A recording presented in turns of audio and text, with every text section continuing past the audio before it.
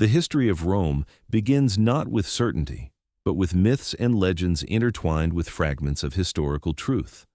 According to Roman tradition, the twins Romulus and Remus were born to a concubine named Rhea Silvia and the god Mars. Fearing these divine children, an envious king ordered them to be drowned in the Tiber. The river, as if knowing their fate, gently carried them downstream, where they washed up on the shore of what would become Rome. There, the abandoned babies were found by a she-wolf, who nursed them until a shepherd named Faust found and raised them as his own. But before we go any further, take a moment to like and subscribe, and let us know in the comments where and when you are watching from. It is always interesting to see who joins us from different parts of the world. Let's continue. As adults, they learned of their royal origins and decided to found a new settlement on the shore where they were rescued. But the brothers fell out, and in a moment that would reverberate through Roman history, Romulus killed Remus and became the sole founder of the new city.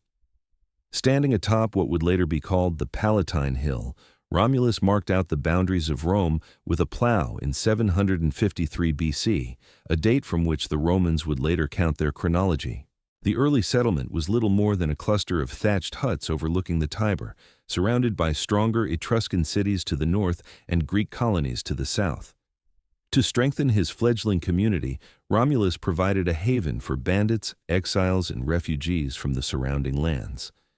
This led to a problem: a shortage of women, which Romulus solved with a famous episode known as the Rape of the Sabine Women, inviting the neighboring Sabines to a festival and then kidnapping their daughters as brides for Roman men.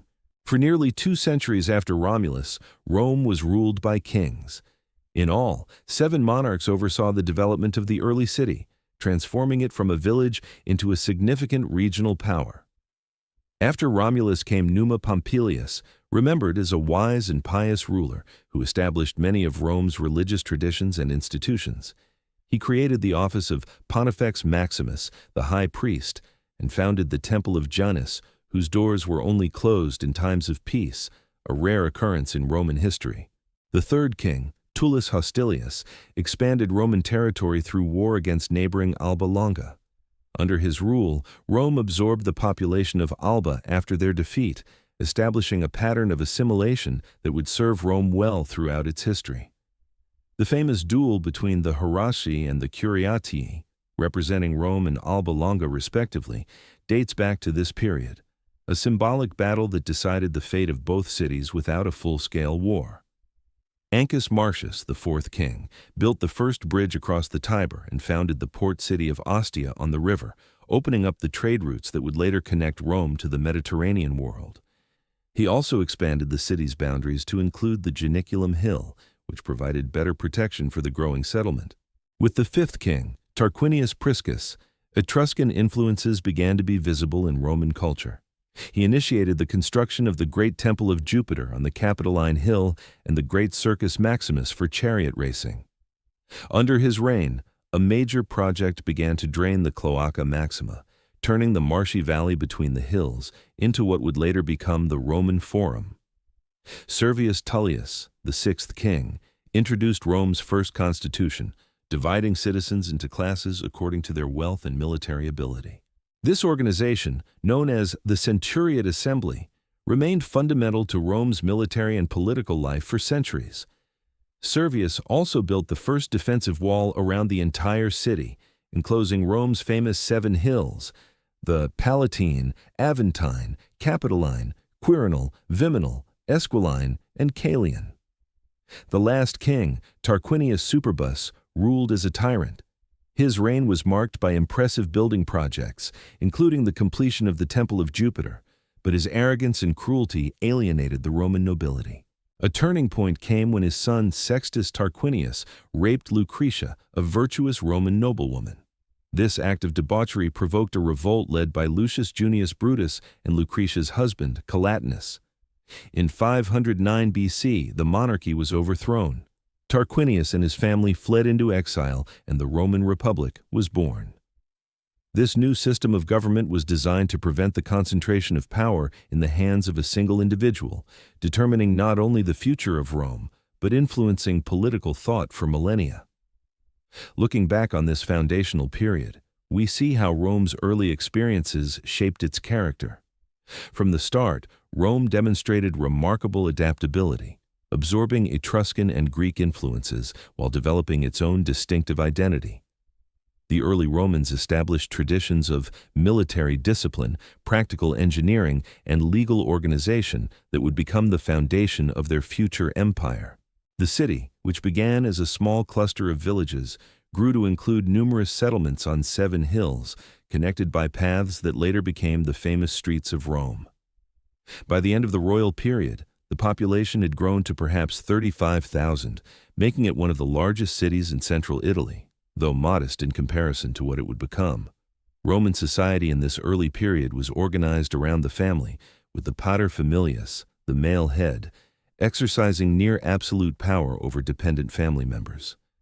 Religious rites were scrupulously observed, for the Romans believed that proper rituals maintained the pax deorum, the peace with the gods, necessary for the city to prosper. From its humble beginnings on the banks of the Tiber, Rome would eventually extend its influence across 3 continents and create an empire the likes of which the world had never seen. But that expansion was yet to come. With the kings gone and Rome's last king in flight, the city stood on the threshold of its Republican era, poised to embark on the path to greatness that would make its name immortal. With the last king exiled, the nation stood on the threshold of a new era. The monarchy that had guided the city's early development was gone, replaced by a bold experiment in governance that would shape Rome's destiny for the next 5 centuries. The newly created republic was designed to prevent the concentration of power that had led to the tyranny of Tarquinius Superbus. The king was replaced by 2 annually elected magistrates called consuls, each of whom could veto the other's decisions. This system ensured that no single individual could dominate Roman politics. Behind these consuls stood the Senate, a council of elders from noble families whose advice carried great weight, although it had no formal legislative power. The early republic faced immediate threats to its existence. The exiled king sought allies among neighboring cities, and the powerful Etruscan ruler Lars Porsena laid siege to Rome. According to legend, a Roman hero named Horatius Cocles single-handedly held a bridge against the Etruscan army while his comrades tore it down behind him, saving the city from capture. Rome's domestic politics proved no less complex than its external enemies. The Republic was initially dominated by the patricians, a hereditary aristocracy that controlled both political and religious institutions. The majority of citizens, known as plebeians, were excluded from power and often forced into debt slavery to patrician landowners. These tensions between the classes would shape Roman politics for centuries. The first major social crisis came when the plebeian soldiers, the backbone of Rome's military might, abandoned the city and retreated to the Sacred Mountain, the first recorded general strike in history. This decisive step led the patricians to create the office of tribune of the people, magistrates who could veto laws harmful to plebeian interests. The tribunes were declared inviolable. Anyone who harmed them was subject to religious condemnation and death. The next significant step was the creation of the 12 Tables of Laws, Rome's first written code of laws, which were displayed in the Forum for all to see. These laws brought transparency to the previously secret legal procedures controlled by the patricians. Although they still favored the elite in many ways, the 12 Tables were a decisive step toward greater equality before the law and established the principle that laws should be accessible to all. While addressing these internal problems, Rome gradually expanded its influence in central Italy. The city waged numerous wars against neighboring peoples, the Volscians, the Aequi, the Sabines, and, most importantly, the Etruscans. The conquest of the wealthy Etruscan city of Veii, just 12 miles to the north, doubled the area under Roman control. This expansion suffered a crushing blow when the Celts routed the Roman army at the Allia River and then sacked Rome itself. Much of the city was destroyed, although defenders held out on the Capitoline Hill. According to legend, sacred geese in the temple of Juno warned the Romans of a night attack, saving the citadel. The Gauls eventually retreated, ransomed in gold, but the traumatic memory of the disaster lingered in the Roman consciousness for centuries. Surprisingly, Rome recovered quickly from this catastrophe. The city was rebuilt, and stronger walls were erected. Within a few decades, Rome had defeated the Latin League, incorporating these kindred peoples into its growing state. Some Latin communities were granted full Roman citizenship, others partial rights, laying the foundations for the pattern of graduated citizenship that became the hallmark of Roman statehood. The middle years of the Republic were marked by significant political reforms. The laws of Licinius Sextus required that one of the consuls be a plebeian, opening the highest office to non-patricians. In the decades that followed, plebeians gained access to all the major magistracies and religious offices, and wealth, not birth, increasingly determined political opportunities. This process of social integration helped Rome avoid the destructive class conflicts that plagued many Greek city-states. Rome's growing power inevitably brought it into conflict with other regional powers. Through 3 grueling wars against the mountain peoples of central Italy known as the Samnites, Rome extended its control from coast to coast along the Italian peninsula. As Rome consolidated its position in central and southern Italy, it came into conflict with the advanced Greek cities of Magna Graecia. The most powerful of these, Tarentum, felt threatened by Roman expansion and called upon Pyrrhus, king of Epirus in Greece, for help. Pyrrhus arrived in Italy with a formidable force, including war elephants, previously unknown to the Romans. Despite winning several battles against the Roman armies, Pyrrhus suffered such heavy losses that these Pyrrhic victories exhausted his forces. After an unsuccessful campaign in Sicily, Pyrrhus returned to Greece, leaving the Greek cities to Rome. Tarentum soon fell, and Rome gained control of the entire Italian peninsula south of the Po River. The administration of this new Italian confederation demonstrated extraordinary wisdom. While maintaining tight control over foreign policy and military affairs, Rome allowed the allies to maintain local autonomy. The granting of varying degrees of citizenship and legal rights created incentives for loyalty. Roman colonies throughout the peninsula served a dual function, rewarding veterans with land and establishing strategic military outposts. This system of Italian alliances provided Rome with a manpower resource far superior to any rival in the Mediterranean, a decisive advantage in future conflicts. A unified Italy was a geopolitical revolution in the ancient world. A large territorial state with a centralized leadership, yet flexible enough to accommodate local circumstances. Rome's attention soon turned beyond Italy to Sicily, where Carthage, a powerful maritime empire centered in North Africa, controlled the western half of the island. When a group of Italian mercenaries, the Mamertines, asked for Roman protection from the Syracusans and Carthaginians in Sicily, Rome faced a fateful choice. Intervention meant war with Carthage, a maritime power with centuries of experience that Rome did not have. The Senate's decision to accept the Mamertines' request triggered the First Punic War. The conflict forced Rome to develop its navy from scratch. After initial defeats, the Romans captured Carthaginian ships and used them as models for building their own fleet. They equipped these ships with a raven, a boarding bridge that allowed Roman soldiers to exploit their advantages in infantry combat at sea.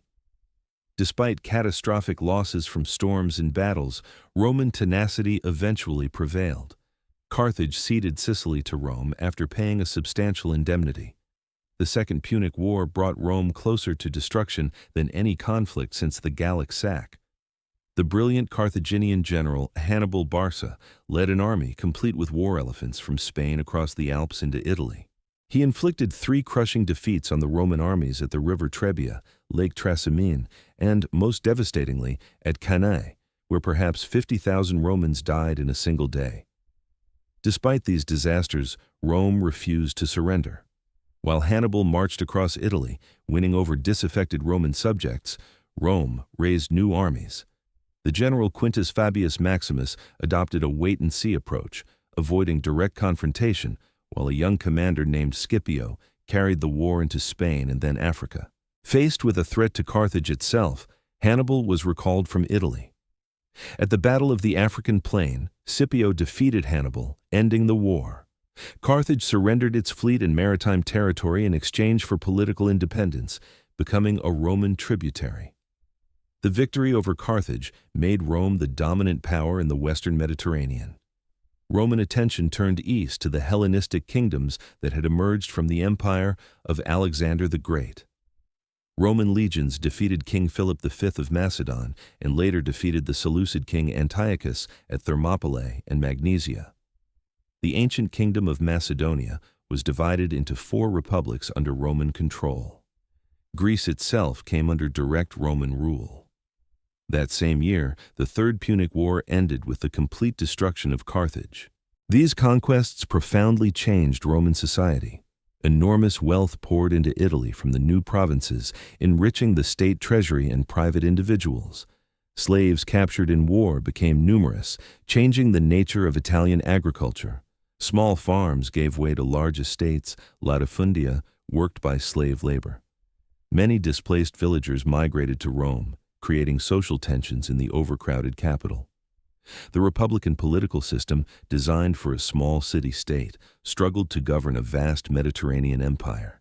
Governors sent to govern provinces often used their positions for personal enrichment. Successful generals exploited the loyalty of their troops, creating potential threats to civil authority.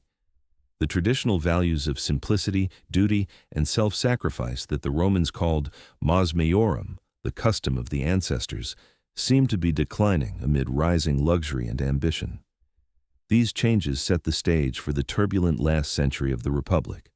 Tiberius Gracchus, elected tribune, proposed a redistribution of public lands to address rural poverty. His bill was fiercely opposed by wealthy senators who eventually assassinated him, the first political assassination in Rome in centuries. 10 years later, his brother Gaius Gracchus suffered a similar fate after he proposed more radical reforms, including grain subsidies for city dwellers. These events shattered the traditional consensus of the ruling elite and established political violence as a tool in Roman politics.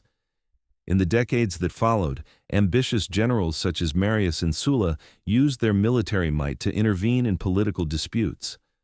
Sulla's march on Rome was the first time a Roman general turned his army against the city itself.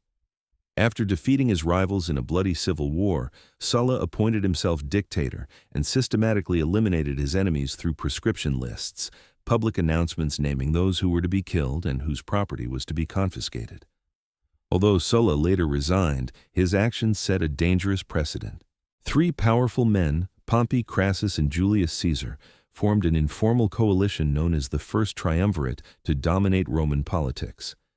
Caesar was given command in Gaul, where he conquered modern-day France in brilliant campaigns and briefly invaded Britain, gaining unprecedented wealth, military experience, and glory. When the alliance collapsed, the Senate allied with Pompey against Caesar. Ordered to surrender command, Caesar instead crossed the Rubicon River with his army, sparking a civil war with the famous words, "The die is cast." After defeating Pompey's forces, Caesar became dictator of Rome, introducing numerous reforms, including a new calendar. His growing prestige and lifelong dictatorship alarmed the Republicans, who saw in him aspirations for a monarchy. On the Ides of March, conspirators led by Brutus and Cassius assassinated Caesar in the Senate building. However, Caesar's murder did not restore the Republic, but provoked a new civil war. His adopted son Octavian joined Mark Antony and Lepidus in the Second Triumvirate to hunt down Caesar's assassins. After defeating Brutus and Cassius at Philippi, the triumvirs divided the Roman world among themselves. Tensions inevitably arose, particularly between Octavian in the west and Antony in the east, where he had allied himself with the Egyptian queen Cleopatra. The final battle took place at Actium, where Octavian's forces under Agrippa routed the combined fleets of Antony and Cleopatra. The lovers fled to Egypt, where they later died.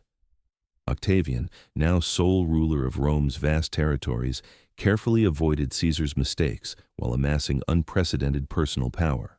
He maintained a republican facade, calling himself princeps, first citizen, rather than king or dictator. The Senate granted him the title Augustus, effectively marking the end of the Republic and the beginning of the Roman Empire. The Republic's legacy was complex. Its constitutional balance ultimately failed to prevent civil war and dictatorship. But over the course of its 5 centuries of existence, Rome had transformed itself from a small Italian city-state into the ruler of the Mediterranean world. Republican institutions nominally continued to exist under the emperors, and the republican ideals of liberty, civic duty, and constitutional government would reverberate in Western political thought for millennia. In 27 BC, Rome stood at a crossroads. The republic that had ruled for 5 centuries lay in ruins after decades of civil war. But rather than proclaiming monarchy outright, Octavian performed a careful political dance. He declared the restoration of the authority of the Senate and the people of Rome, ostensibly renouncing the extraordinary powers he had amassed. The Senate, filled with his supporters, responded by giving him the name Augustus, a title with religious overtones meaning venerated or sacred. They also gave him a carefully tailored package of powers: command of key provinces where legions were stationed, tribunician power with veto power, and a host of other privileges. This moment marked the birth of what historians call the Principate, a system in which Augustus ruled as a citizen rather than a king, maintaining the facade of republican rule but wielding unprecedented personal power. Augustus reigned for 41 years, establishing patterns that would shape Roman imperial rule for centuries. He reduced the army from 60 to 28 legions, settling veterans in colonies throughout Italy and the provinces. He reformed the tax system, created a postal service, fire cohorts, and a permanent police force in Rome.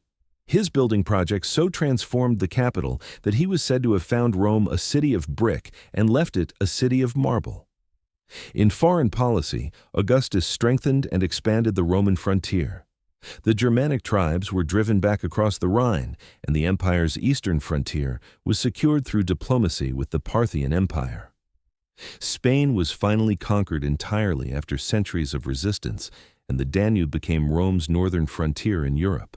Perhaps most importantly, Augustus created the stable system of succession that the Republic had lacked in its final decades. Lacking a son, he gradually elevated his stepson Tiberius, ensuring a smooth transition after his death. Tiberius, an able general but unwilling to rule, founded the dynasty known as the Julio-Claudians, which ruled Rome for over 50 years. His reign began well, but became increasingly bleak after he retired to the island of Capri, leaving the affairs of state to the ambitious Praetorian prefect Sejanus. Having exposed Sejanus's plot to seize power, Tiberius began a wave of treason trials that spread fear throughout Rome's aristocracy. Tiberius was succeeded by his great-nephew Caligula, whose early promises turned into sheer madness. Stories of his excesses, cruelty, and bizarre behavior, including plans to make his horse a consul, may be exaggerated. But his assassination after only 4 years on the throne attests to his unpopularity with Rome's elite. The emperor's personal troops, the Praetorian Guard, then installed Claudius on the throne. Despite the physical disabilities that kept him apart from his family, Claudius proved an able administrator. During his 13-year reign, he expanded the empire, conquering Britain and incorporating new provinces in the east. He also expanded citizenship and admitted Gauls to the Senate, recognizing that Rome's future lay in the integration of the provinces, not in the dominance of Italy. The Julio-Claudian dynasty ended with Nero, who began his reign promisingly under the guidance of the philosopher Seneca and the Praetorian prefect Burrus.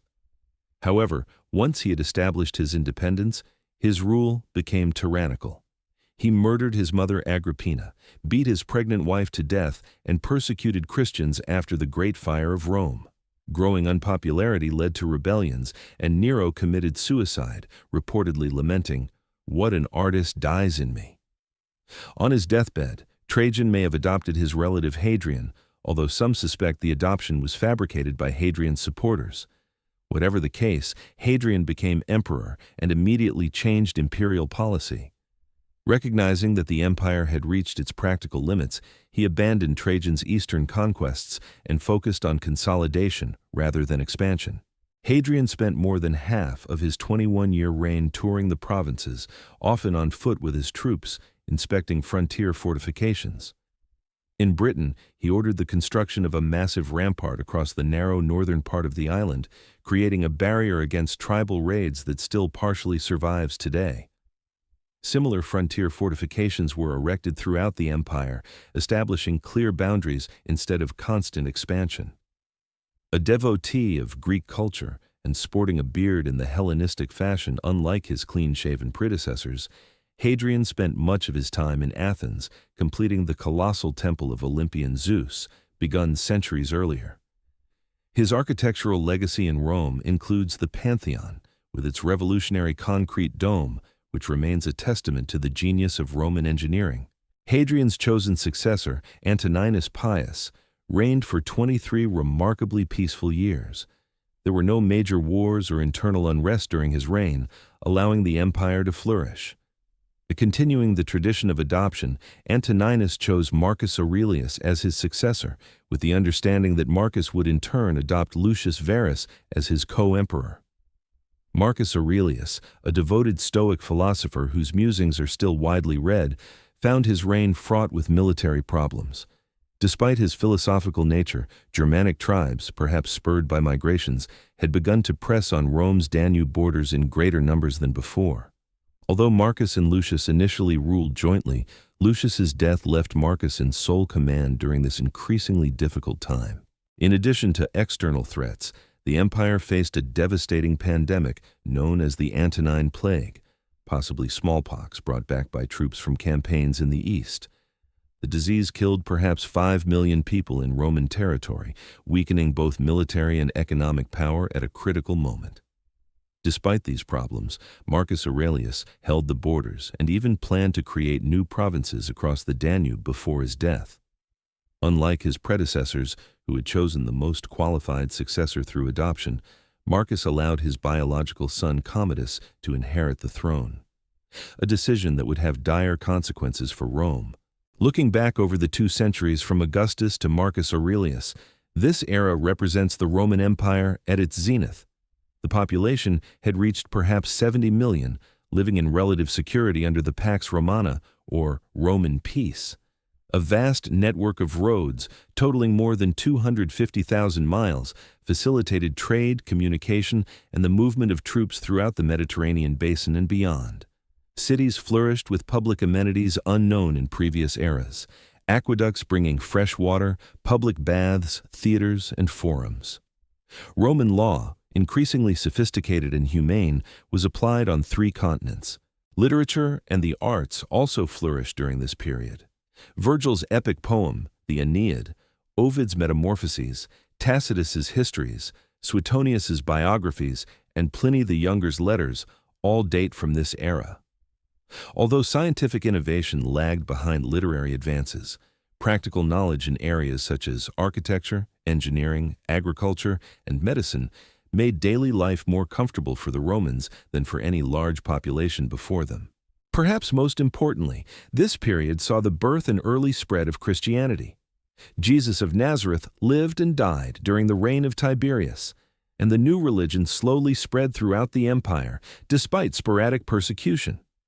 By the reign of Marcus Aurelius, Christian communities existed in most major cities, laying the foundations for the developments that would transform the later empire. The early empire also saw the growing importance of the provinces. Italy lost its privileged position as emperors from Spain, and elsewhere began to wear the purple. Citizenship was gradually extended, culminating in its being extended to all free inhabitants of the empire within a few generations. Trade networks linked distant regions, and goods from as far away as India and China reached Roman markets. This exalted era of stability and prosperity rested on several pillars: a system instituted by Augustus that balanced imperial power with respect for tradition, a system of adoption that produced a succession of able rulers, and borders secure enough to prevent major invasions, and an economy that, despite its limitations by modern standards, generated enough surplus to support an urban civilization and a standing army of nearly 400,000 men. When Marcus Aurelius breathed his last on the Danube frontier, no one could have foreseen that this golden age was coming to an end.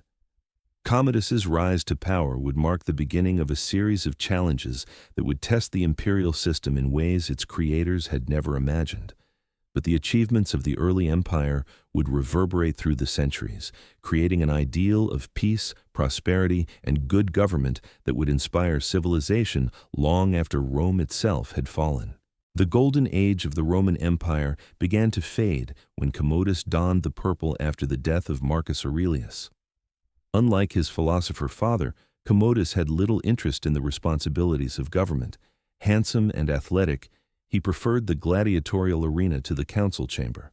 He often engaged in staged combat, billing the imperial treasury huge amounts for his performances and boasting of thousands of victories over opponents who had not dared to defeat him.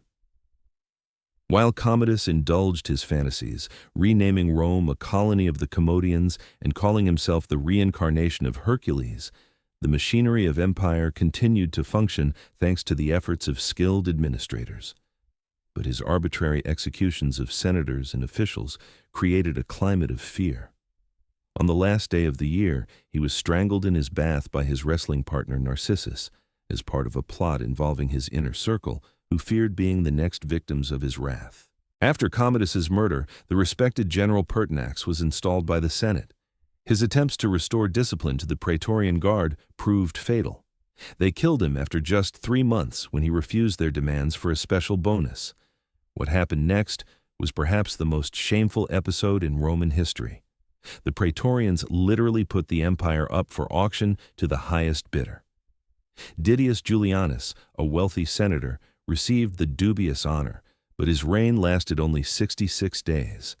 The provincial armies, outraged by the events in Rome, put forward their own generals as candidates for the imperial throne. Out of this chaos emerged Septimius Severus, commander of the Pannonian legions, who marched into Rome, disbanded the disgraced Praetorians, and founded a new dynasty. Severus was an able soldier who consolidated his position through a combination of military victories and the ruthless elimination of rivals. Born in Leptis Magna in North Africa, he was the first emperor from that continent and spoke Latin with an accent. His reign brought significant changes to Roman governance, including increased militarization of the administration and greater reliance on equites rather than senators for key appointments. During his 18-year reign, Severus led successful campaigns in the east against the Parthian Empire, creating the new province of Mesopotamia with its rich agricultural lands. He also visited Britain to strengthen Hadrian's Wall and campaign against the Caledonians in Scotland. It was there, at the northern outpost of Eboracum, modern York, that he died, reportedly advising his sons to enrich their soldiers and despise everyone else. His sons Caracalla and Geta were to rule jointly, but their hatred for each other made cooperation impossible. Within a year, Caracalla had his brother murdered in the arms of their mother and ordered a damnatio memoriae, a curse of memory, erasing Geta from official records and monuments. Caracalla then began a reign of terror against his brother's supporters. Despite his brutality, Caracalla issued one of the most important edicts in Roman history, the Constitutio Antoniniana, the Edict of Caracalla, which granted Roman citizenship to all free men within the empire.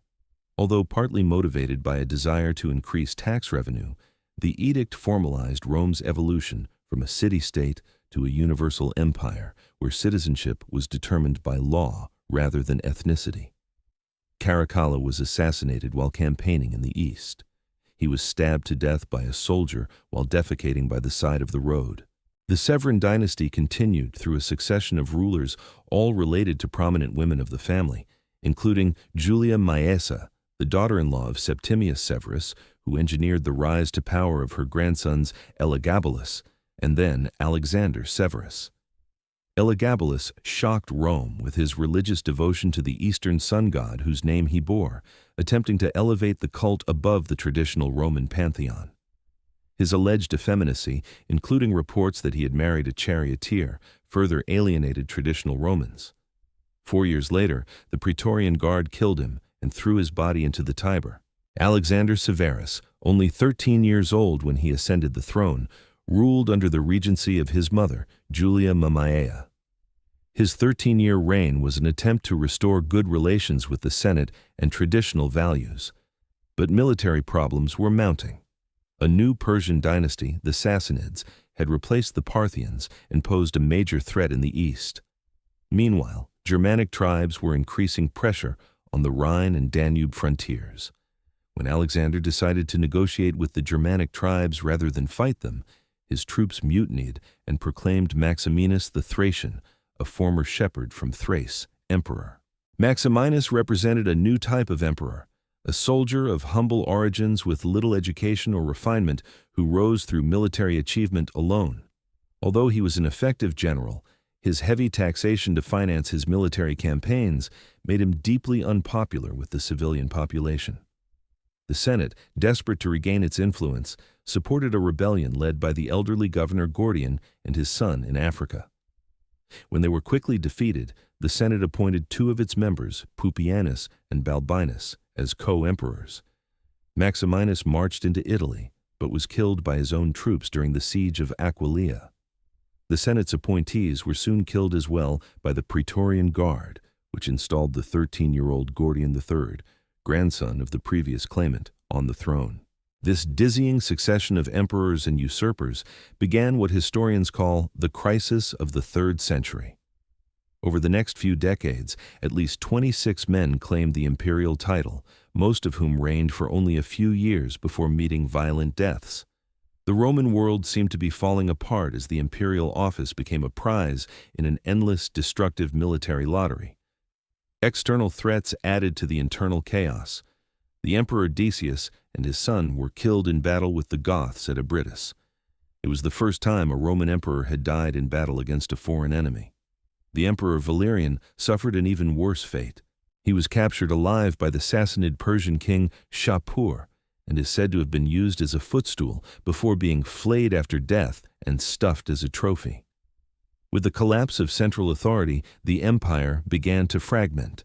In the west, the Gallic Empire broke away, encompassing Gaul, Britain, and parts of Spain under a series of local rulers. In the east, the desert trading city of Palmyra, under Queen Zenobia, established control over provinces from Egypt to Asia Minor. An economic crisis accompanied the political disintegration as the currency was repeatedly devalued to pay for armies, leading to severe inflation. It seemed that the 1,000-year history of the Roman Empire might be coming to an end. Yet, even in this darkest hour, stable structures and capable men emerged to pull the empire back from the brink. The turning point came with the rise to power of Claudius II Gothicus. In his short 2-year reign, he so decisively defeated the Gothic invaders in the Balkans that he earned the title of Gothicus. Although he died of the plague, his work was continued by Aurelian, who was hailed by his troops after Claudius's death. Aurelian's 5-year reign earned him the title of Restorer of the World. He crushed the Palmyrene Empire, bringing Queen Zenobia to Rome in gold chains for his triumph. He then recaptured the breakaway Gallic provinces, reuniting the empire. To protect Rome itself from barbarian raids, he built a massive new ring of walls, parts of which remain to this day. He reformed the currency and instituted an official sun cult, which was intended to ensure religious unity. The assassination of Aurelian, based on a secretary's false claim that the emperor was planning to execute several officers, threatened to undo his achievements. A series of short-lived emperors followed before Carus founded a short dynasty. During a successful campaign against Persia, Carus is said to have died when lightning struck his tent, although assassination remains a possibility. His son Numerianus was assassinated by his Praetorian prefect Aper on his return from the Persian campaign. At Numerianus's funeral, the assembled officers proclaimed Diocletian, a cavalry commander of humble Dalmatian origin, as emperor. Diocletian immediately had Aper executed personally, fulfilling a prophecy that he would become emperor by killing the boar, Aper in Latin.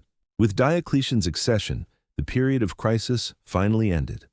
Although the empire survived, it had been profoundly transformed. The old Augustan Principate, with its careful balance of republican forms and imperial authority, had disappeared. In its place arose a more overtly autocratic system in which the emperor was increasingly seen as a distant, sacred figure rather than as a first among equals. Military needs now dominated every aspect of government. The army nearly doubled in size to meet the many threats on the frontiers, absorbing an ever-increasing share of state resources. Taxation became heavier and more systematic to support these forces. The distinction between Italy and the provinces largely disappeared as the entire empire bore a similar burden. Yet, despite the trauma of the crisis of the 3rd century, important cultural processes continued. The period saw the rise of Neoplatonism, thanks to philosophers such as Plotinus, whose mystical vision of reality profoundly influenced later Christian thought. It was Christianity that spread widely during these turbulent decades, offering spiritual solace and community in uncertain times. The religion, once a persecuted minority, was becoming a major force in Roman society. Roman law continued to evolve under jurists such as Ulpian and Papinian, who refined legal concepts that influenced civilizations far beyond Rome's fall. Despite economic hardship, Roman engineering still produced remarkable structures, from the Aurelian walls to public buildings across the empire. By the end of the 3rd century, the empire that Diocletian inherited was wounded but not defeated. The reforms that followed would completely transform Rome's government, creating a new imperial system capable of responding to the challenges of a changing world. The transition from the early Augustan Empire to the late Roman world was complete, a transformation forged in the crucible of crisis and renewal. Having seized power when the Roman world was reeling from a half-century of crisis, the new emperor, learning the lessons of those upheavals, was to reshape imperial administration more radically than anyone since Augustus. Born to humble origins in Dalmatia on the Adriatic coast, Diocletian had risen through military service without the privileges of aristocratic connections. This outside perspective may have allowed him to see more clearly the systemic problems facing Rome. The empire had become too large and complex for one ruler to effectively manage. Military emergencies on one frontier often required the emperor's presence, just as crises were erupting elsewhere. Recognizing this reality, Diocletian took the unprecedented step of appointing a co-emperor. He elevated his colleague Maximian to the rank of Augustus, entrusting him with the western provinces, while Diocletian himself concentrated on the east. This division proved insufficient, so Diocletian appointed 2 more junior emperors, or Caesars. After Diocletian's reforms, the Roman Empire was transformed. His tetrarchy system stabilized power for a time, but soon cracked in the struggle between the co-emperors.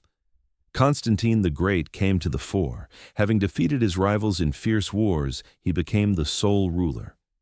In 313, he issued the Edict of Milan, which granted Christians freedom of religion, and it became a turning point in the spiritual history of the empire.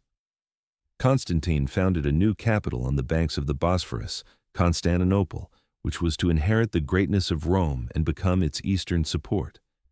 In the following centuries, the empire increasingly divided into western and eastern parts.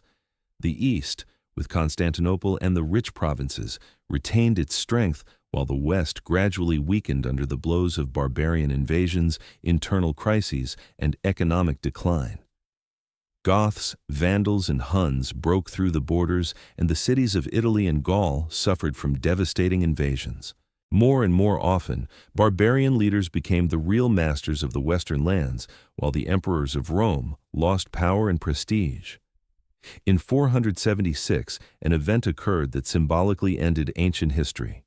The barbarian general Odoacer deposed the last Western emperor, Romulus Augustulus, and sent the imperial insignia to Constantinople. The Eastern Empire continued to exist as Byzantium for another 1,000 years, but for the West, a new era began, the Middle Ages. Thus ended the history of ancient Rome, a power that grew out of the myth of the twins on the banks of the Tiber and spread its legacy throughout the Western world.